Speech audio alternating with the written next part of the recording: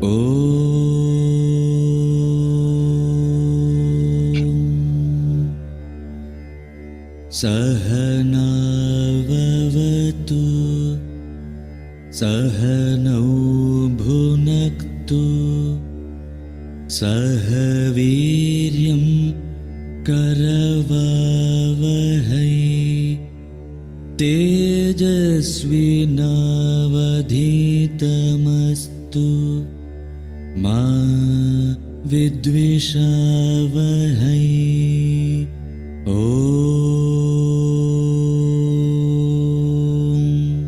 Shanti Shanti Shanti. Very good. Good evening. Good morning. Welcome back. We were discussing chapter 7 of the Bhagavad Gita. So by this time, you might have a strong understanding, or at least a thorough or a clear understanding about the nature of this chapter. The first 6 chapters of the Bhagavad Gita was talking about who am I? And the second 6th chapter, the subject matter is about the nature of Ishvara, or the God. One thing we started with this, when we started this chapter, was usually we try to relate with the God without understanding the God. And usually that understanding or the concept of God we have is pretty much an immature understanding. We never try to update that, and then we make a lot of mistakes. And that is why Krishna is dedicating this chapter, and the same topic will be elaborated again on chapter 9 to make us understand who is Ishvara. And a lot of our doubts, why we have 330 million gods, what is the difference between the God in this form and that form? I mean, are there multiple gods, etc., etc.? Why the God shows human behavior? All these type of doubts will be cleared when you complete this chapter. And at the end of this chapter, we can have even a discussion if you have any questions on any of those topics. So this is very important. And this chapter was introduced by saying that the Ishvara, has 2 different aspects. One is called Para-Prakriti and the other is called Apara-Prakriti. Apara-Prakriti is anything that you can see or experience in this universe is a manifestation of that Apara-Prakriti. He said, Bhumi rapo nalo vayuhu kam manobuddhirevacha ahankaramiti yamme bhinnaha prakriti ashtadaha. Everything in this universe is a manifestation of that one truth called Ishvara. That will make you sleepy. Okay. That's your problem, Sai. Okay. If you're not speaking, can you go on mute? Okay, thank you. Okay, so what we were discussing was everything we see in this universe is nothing but manifested from one source, and that one source is Ishvara. We have seen 4 different examples to understand the relationship between the God and the universe. The first example is a pot and the cause of the pot. So if there is a pot, clay pot, there is a cause for the pot. In fact, there are 2 causes. One is there is a material cause, which is the clay, and there is an intelligent cause, the pot maker. So every effect must have a cause. Like that, this universe, with its millions of different manifestations, has a cause called Ishvara.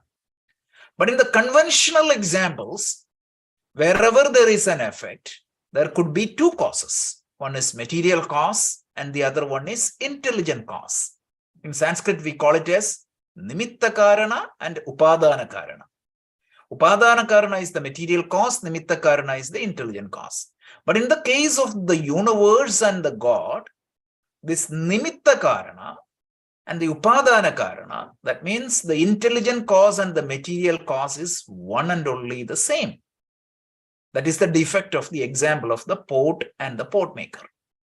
So if the material cause and the intelligent cause is the same, so God is the material cause of the universe, God is the intelligent cause of the universe, and together we call it as abhinna, nimitta, upadana, karana. That is Ishvara. To illustrate that, we talked about the second example. We draw that example from the Mundaka Upanishad. Just like a spider actually creates its web. The web, material for the web comes out of the spider, not from anywhere else. Whereas in the case of the pot maker and the pot, the clay is outside of the pot maker. So that is the second example. But again, that example has a defect. We talked about that. What is the defect of that example? This example, once the web is created, that web is different from the spider. So that's not the case in the case of the world or the universe and the God. So here in this particular case, what is going to happen is the world is a manifestation of the God, but the God has not separated himself or herself from the world. The God is very much present in every aspect of the universe. To illustrate that, we went to the third example, which is the Swapna Drishtanta or the dream analogy. In the Swapna Drishtanta, what happens? We talked about a dream world, a dream space, and a dream time. And the creator of the dream, his mind stuff is the whole dream world, dream time. So he is the cause of the dream is never away from that dream. If you take away the cause of the dream from the dream ceases to exist. So there you can see abhinna nimitta upadana karana, and also he is pretty much there. So in this universe, whatever you see is a manifestation of that Ishvara, not just the physical world, but the emotional universe, the intellectual universe, and everything is a manifestation of the Ishvara. So that is known as Paraprakriti, and that aspect of the Ishvara, which is the cause of the entire universe, which is beyond this time, beyond this space, and beyond this causation, that aspect is known as Aparaprakriti. Paraprakriti. The Paraprakriti aspect of the Ishvara do not have any attributes, do not have any name, do not have any form. Whereas the manifestation of the universe, you can visualize Ishvara in any form. So these two we saw. Now, the thing is that what Krishna said is you can directly experience the Ishvara in the Aparaprakriti or the immanent universe, and you cannot directly experience the Ishvara in the form of Paraprakriti. The only way is that Paraprakriti is the manifestation of your own consciousness. That is the only way you can experience him, or at least know him. So these two we said, right? So there are two aspects. One is Paraprakriti and Aparaprakriti. And the Paraprakriti is the direct cause of your consciousness. Everything else, the experiencer of every experience you have is Paraprakriti, and every experience you have is Aparaprakriti. This is the simple definition. The experiencer, I, the subject matter, is Paraprakriti, but everything else is Aparaprakriti. To illustrate this example, Krishna gives several examples. You can see this manifestation of the Ishvara, not everywhere. You may not be able to see everywhere, but wherever there is a glory, you can see me there. So to illustrate that, he has given several examples.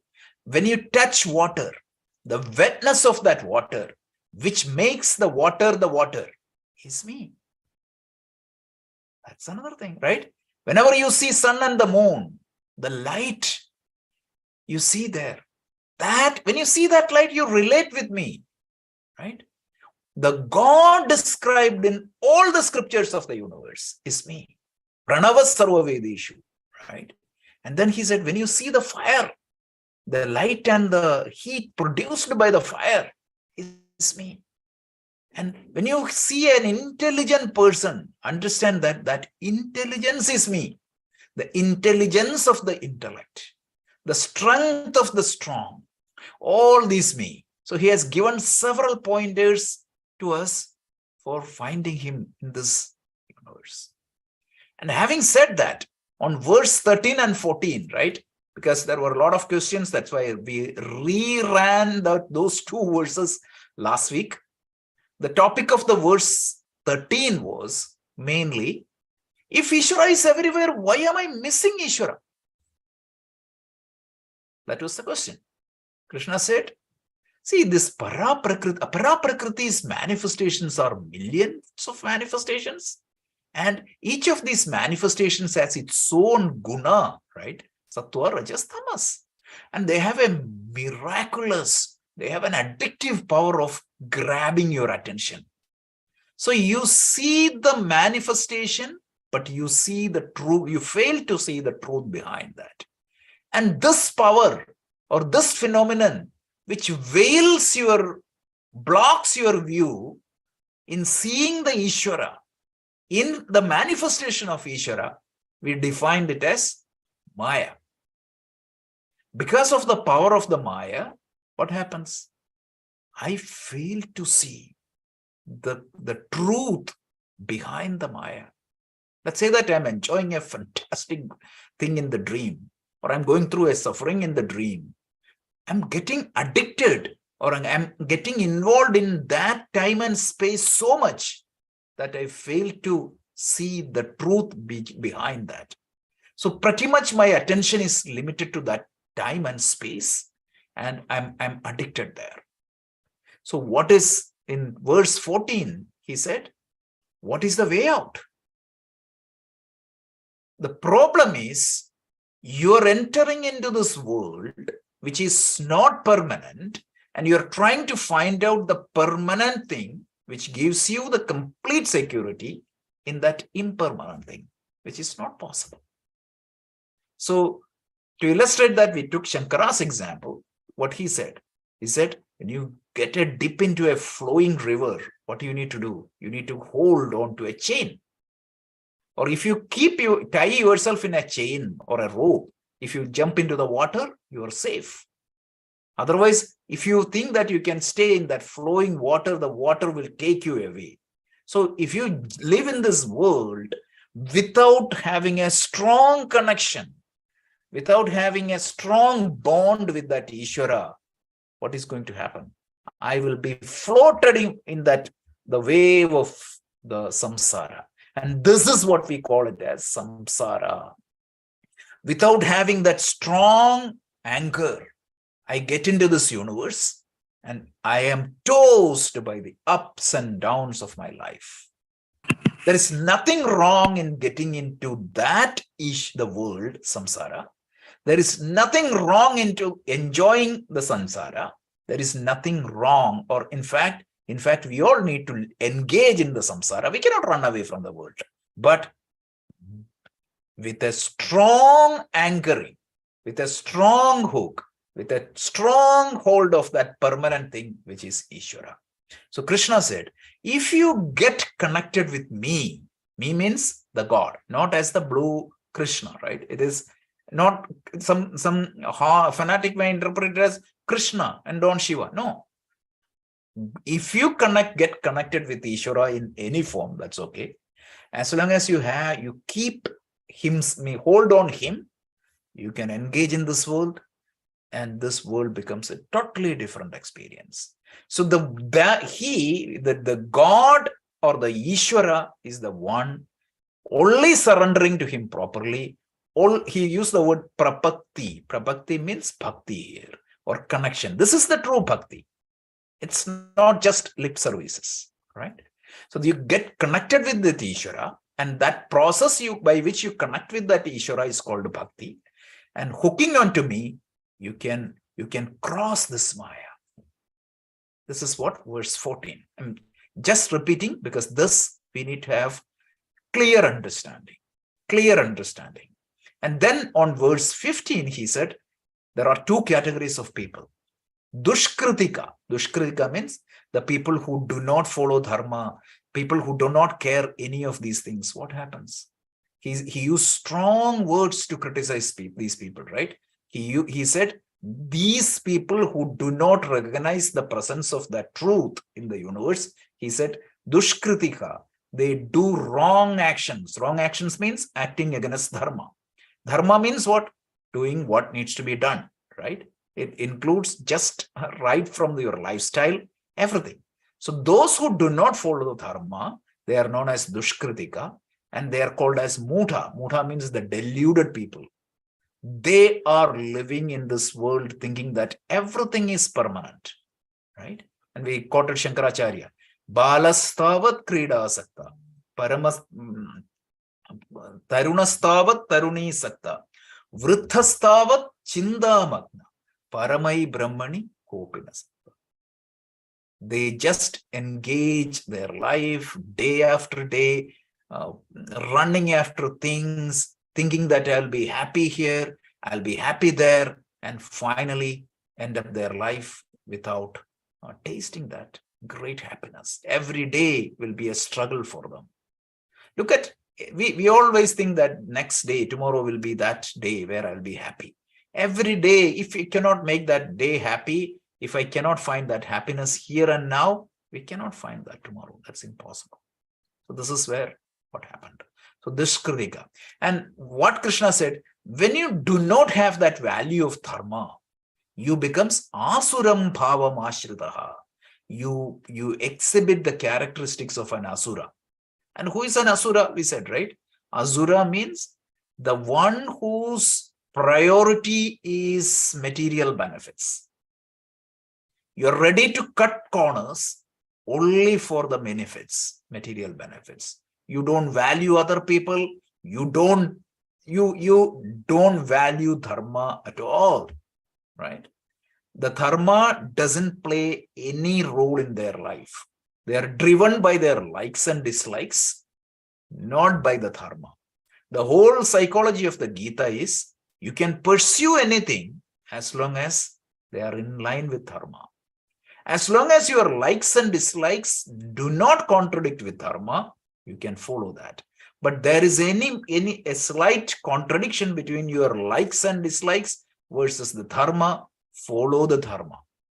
This is the whole lifestyle of the Gita. Initially, you may have to force yourself to follow the dharma. Over a period of time, what is going to happen? Your likes and dislikes becomes naturally aligned with the dharma. So when you do not follow the dharma, what is going to happen?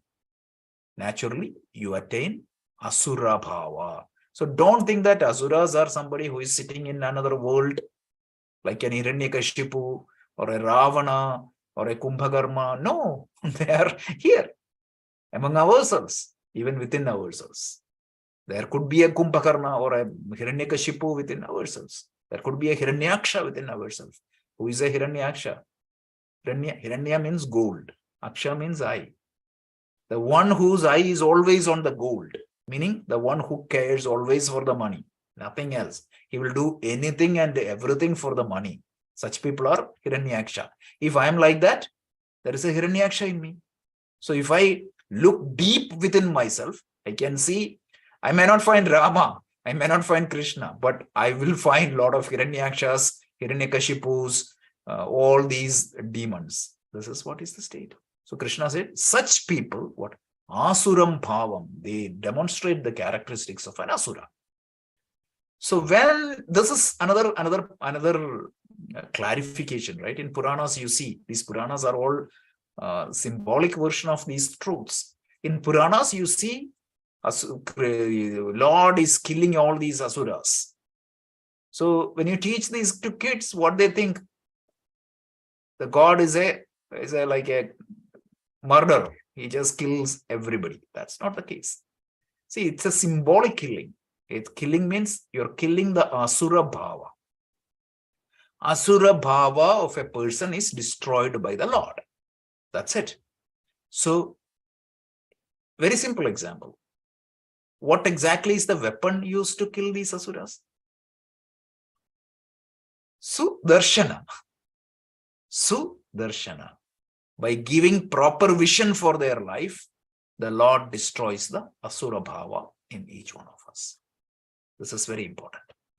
So now he talked about the people who do not recognize the presence of Ishvara, who do not recognize the presence of Dharma in the life. Now, the next verse is a very important verse. Krishna is telling, who are all the devotees praying to me? So those who are sukritaha, sukritaha means doing good things. Such people recognize the presence of Ishvara and try to connect with Ishvara. And there are 4 categories. Let's listen. Let's go to the verse 16. Let me bring the slide. So 16. Okay. So Anu, could you please? Chaturvidha bhajante mam jana sukritinojjuna atto jignasurathati jnani cha bharatarshabha.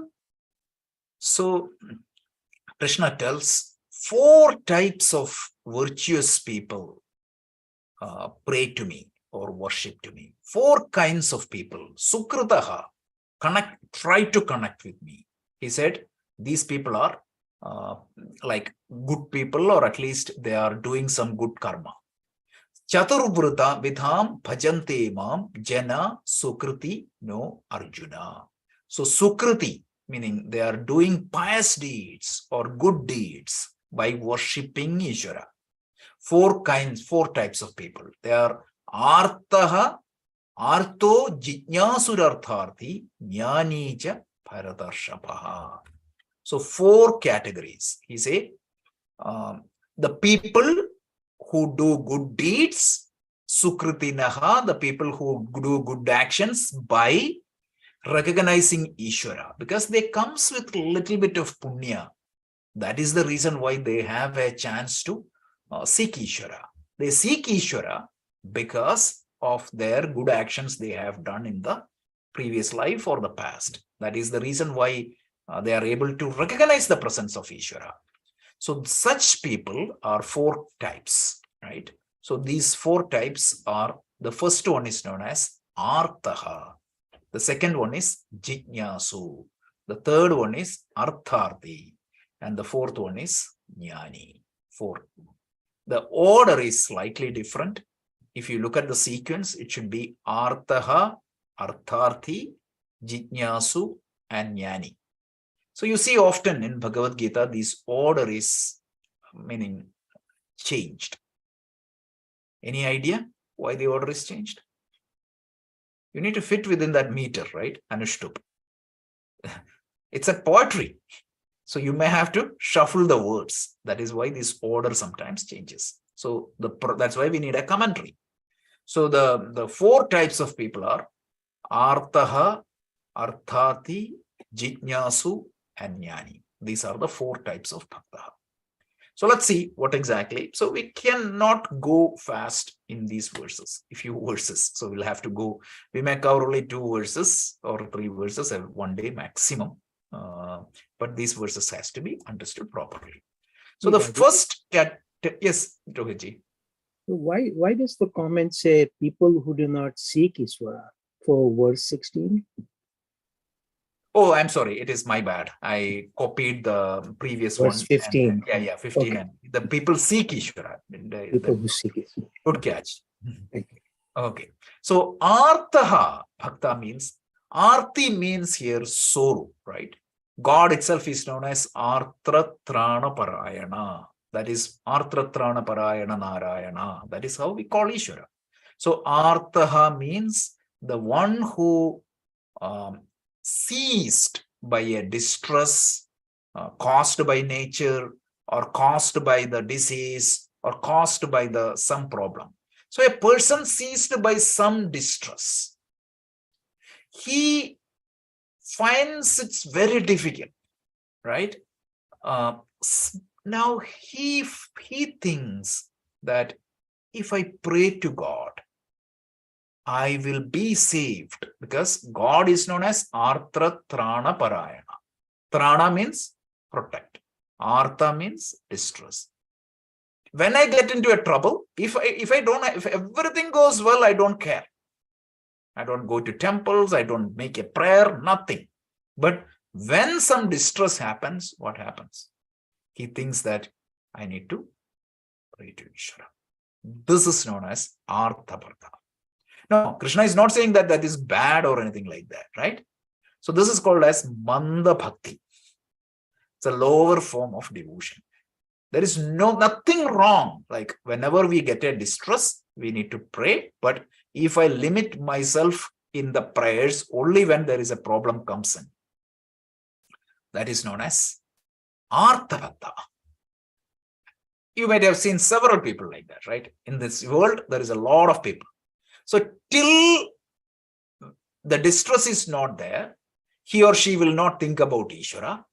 But at least during the spell of that distress, this person will think about Ishvara, because he think that because of his punya karma, he at least believe in the Ishvara and think that Ishvara can help him. And that devotee is known as Artha devotee, or in other words, a devotee in distress. That is the first case. Clear, right? So this is the first type of devotee. So now Artha, the devotee. The second devotee is Artha Arthi. Artha means what? Materials, or some gain, some pleasure. Arthi means seeker. So the second category of the devotee is he wants to achieve so many things in the life. He may need an admission for his son or daughter. He may want a job. That means he has a disease. I want to get out of that disease. I'm in a trouble. I need to get out of that trouble. So get out of the problem. The second person, he do not have a problem, but he thinks that he is pretty much interested in money, position, so many things. He wanted to acquire something, or he wanted to get rid of something. So Artha Bhakta is to get rid of something, to trouble. Artharthi Bhakta is to gain something. He wanted to pray. He thinks that, okay, if I pray, I'll gain something. Right? Bhagavan Venkatesha, he is known for that. A lot of people offer him, right? I give you this if you give me this. This is Artharthi Bhakta. So Artha Bhakta, Artharthi Bhakta. Artharthi Bhakta means he wants something and he seeks Ishvara's help to gain that. So Artha means wealth and power, all those things. The one who wants to gain this Artha invokes the blessings of the Ishvara, invokes the blessings of the Bhagavan, and such a devotee is known as Artharthi. He thinks he can live happily. He cannot live happily without these Artha or without these objects. So he uses various means to get them, right?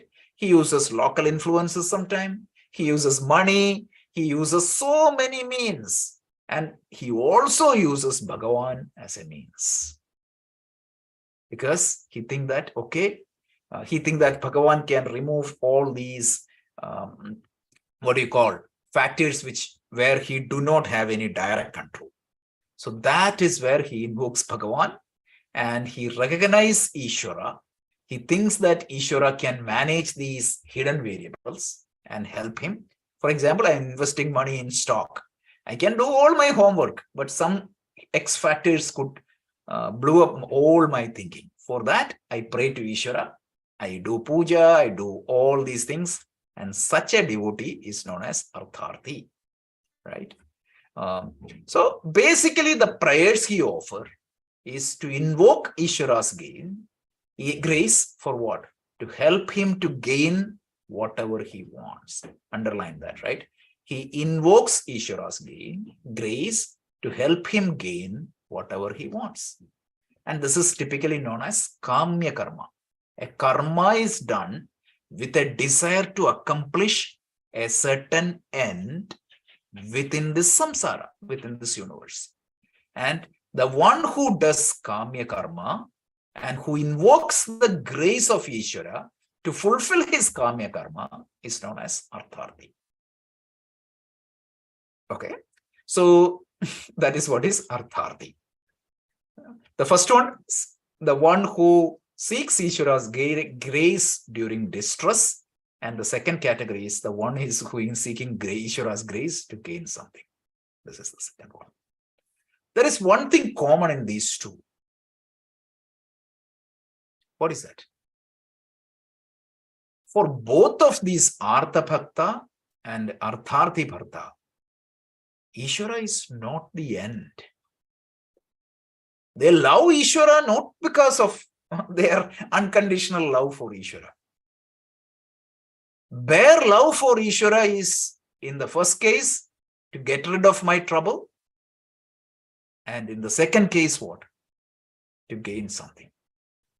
So Ishvara is not an end, but only a means to an end. And what is the end in the first case?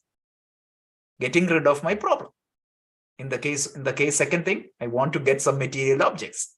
So Ishvara is kind of like a consultant or some kind of a broker who helps me, like a stock broker, helping me to invest in better stock.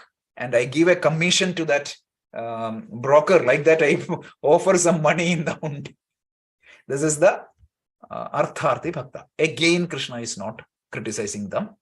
He said this is Sukritaha. At least they recognize Ishvara. It's not like the material, completely people who don't care. So this is the second category. So just look deeply inside ourselves. A lot of people call themselves as Bhakta. Right? Why they are Bhakta? It's a convenient Bhakti. That's it. Majority. If you go to a temple and hide behind the idol, go to Bridgewater temple, hide behind Venkatesha and try to listen, my God. 90% of the cases, it would be Artha and Artharthi. There is nothing wrong in that. Okay. This is not to make joke, but just telling. And the third category, Jijnasu. Jijnasu means, what is Jijnasu in the local language? Inquisitive, intellectual inquisitiveness, inquisitive people. Jijnasa. In Malayalam, Jijnasa is inquisitiveness. And I'm sure in other languages also similar. Sanskrit is also the same. So Jijnasa means inquisitiveness. And this Jijnasu Bhakta, he recognized the fact that, yes, these objects are needed, but they are not going to give me the ultimate happiness. The ultimate security and the happiness is not provided by these material objects. So I need to get connected with Ishvara, but I have not yet connected with Ishvara yet. So his effort is to know Ishvara. So he sees Ishvara as an end, not as a means. Yes, he may pray for when a distress comes in, he may pray. He may also pray for to gain something, but his major focus is understanding Ishvara. And such a person is known as a yogi. He will be doing karma yoga and he will be doing pasana yoga and he will be praying to Ishvara. Whereas the Artha Bhakta and Jijnasu Bhaktas are not yogis, they are only bhogis. No problem.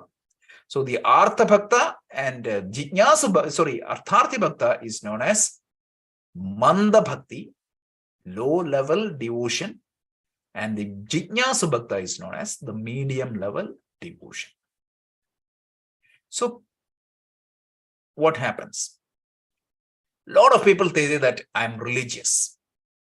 Artha Bhakta and Artharthi Bhakta are religious, but they are not spiritual.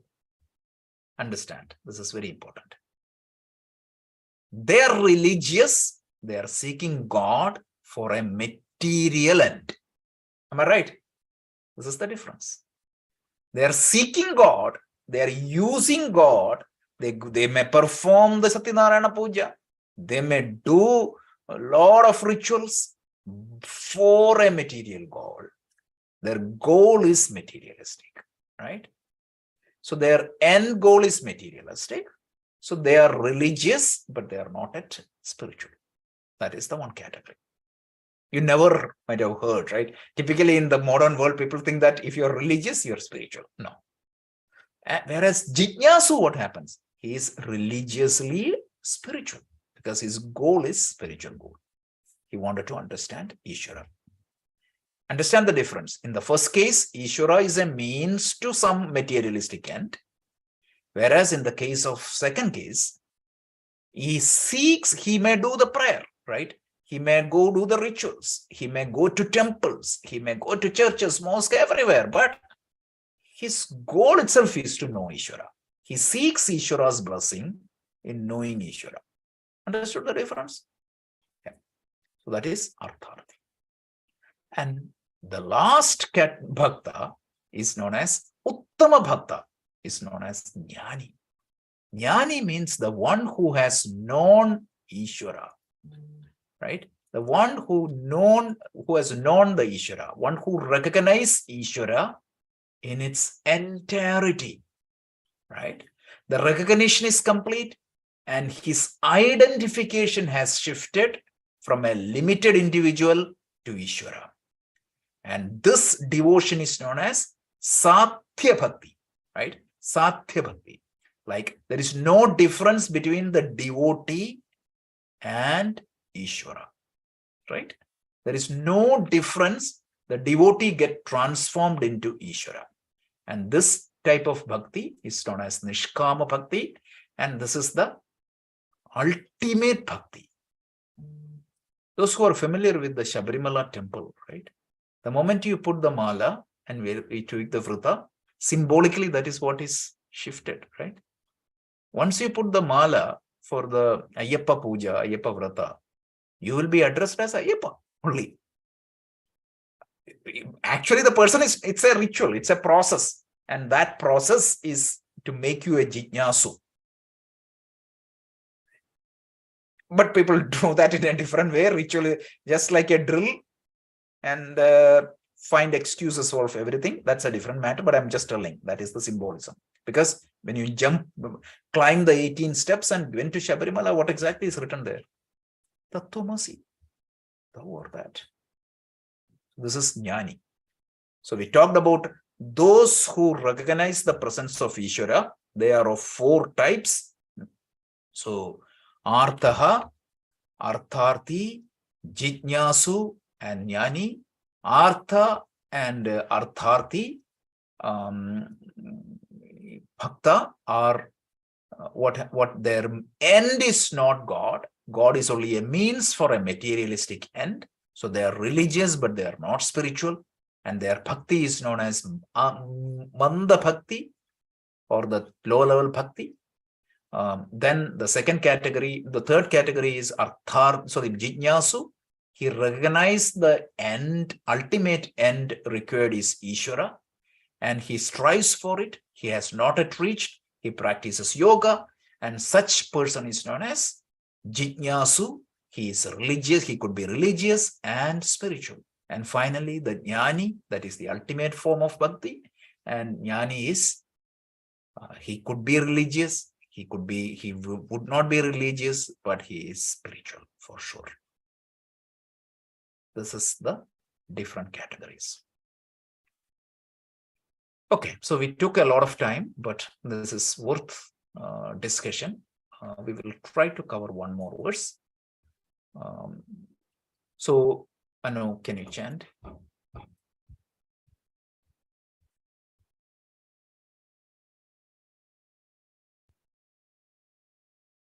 Anu, you might be on mute.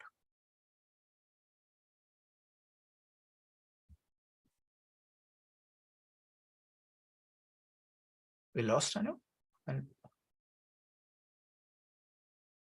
Okay, we can go with the recorded one.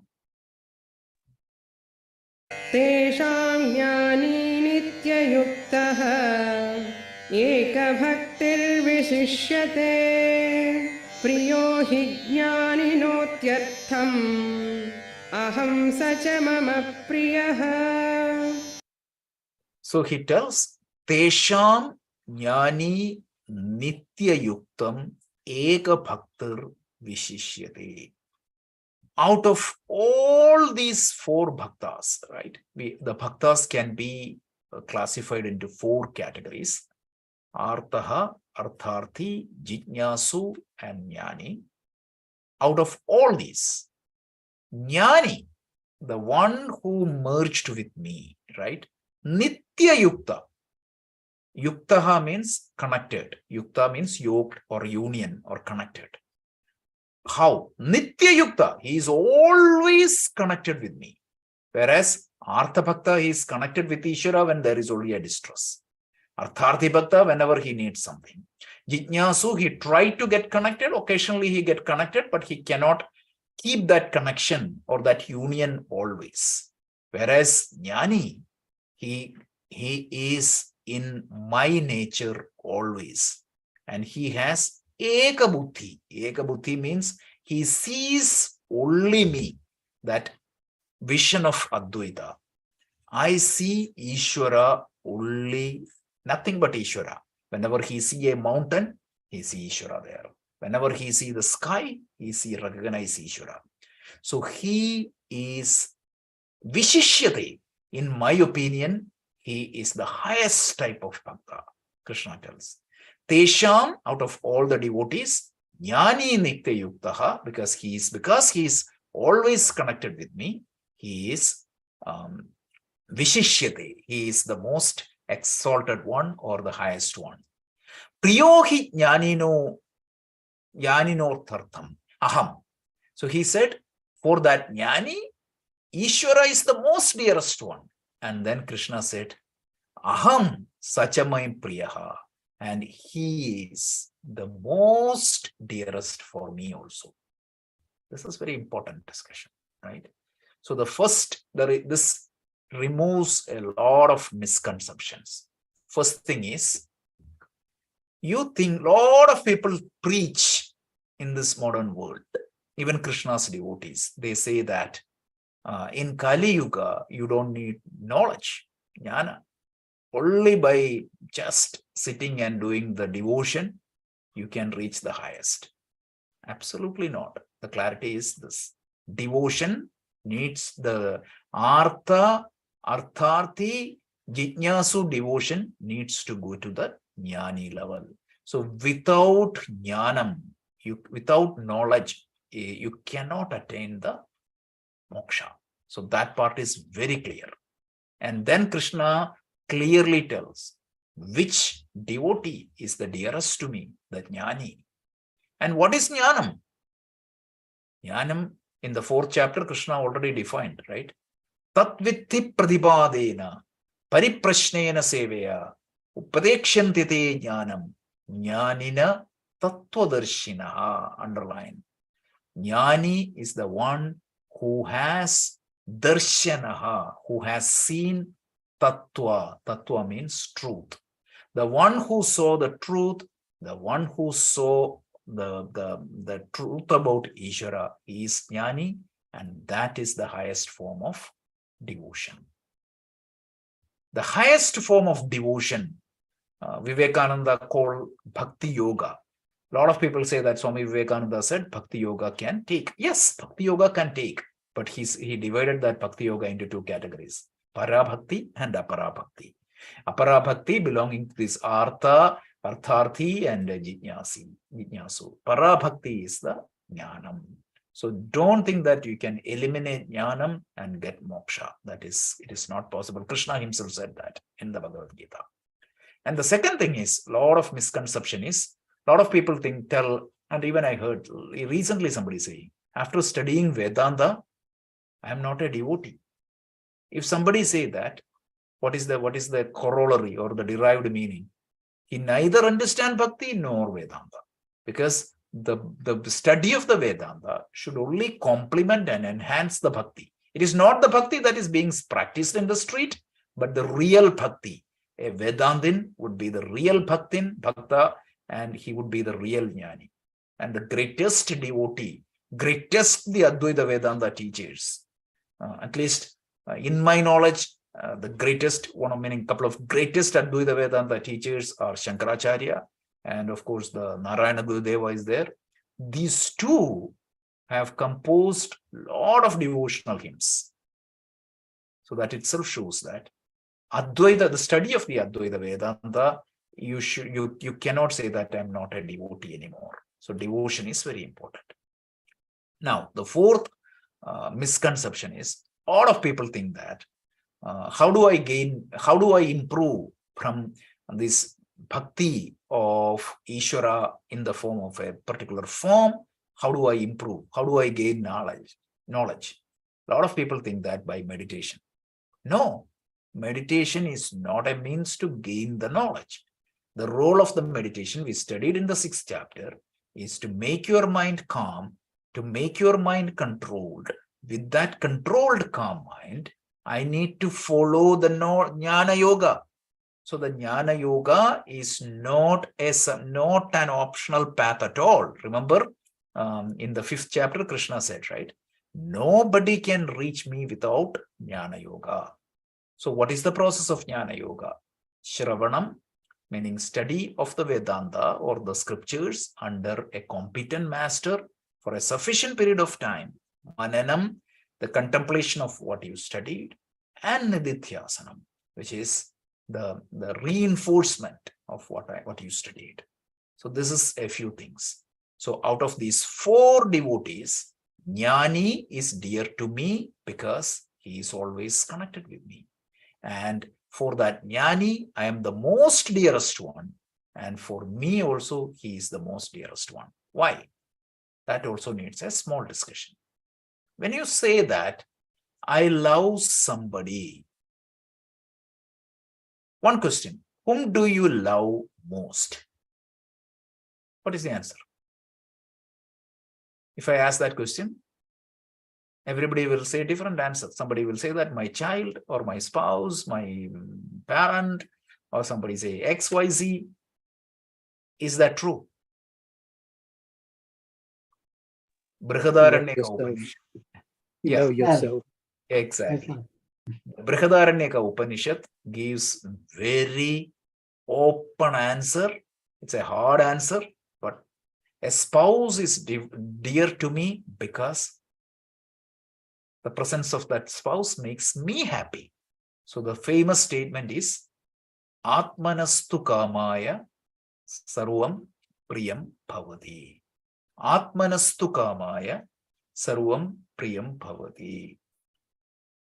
See, don't say that I love something or somebody more than me. Everybody loves themselves most. My daughter is dear to me because it gives me happiness. I may sacrifice my need, but that is what is making me happy. So that is the underlying point. No, it's psychologically very true. Now, Artha, Jitnyasu and Artharthi see Ishvara something outside of him. So even if he or she develops the love, that love cannot be more than the love they have for themselves, right? That's a natural thing. But in the case of Jnani, he see Ishvara is himself, right? So meaning everybody loves themselves most, and he sees Ishvara in himself. So that is why he loves Ishvara. His love for the Ishvara is the greatest love, because he sees Ishvara in him and him in Ishvara. And that is why Krishna tells Jnani's love for Ishvara is the greatest. Nobody can come nowhere near that. This is the reason. Okay, so we covered 2 verses but these two verses are very important, and upcoming verses are also very important. He's going to give a little bit more clarity, meaning don't feel that the other devotees are bad. He's going to say that all these devotees are dear to me, he say. So don't worry, Krishna is a consolation. And then he's going to elaborate a few more points. But this chapter is such an outstanding chapter. It actually clarifies a lot of doubts or a lot of misconception we had. So we will stop here. Anu, if you're there, can you do the closing prayer? And then we can do some Q&A. Om Purnamadah Purnamidam Purnat Purnamudachyate Purnasya Purnamadaya Purnameva Vashishyate. Om Shanti Shanti Shanti. Harihi Om. Shri Guru Pyo Namaha. Hari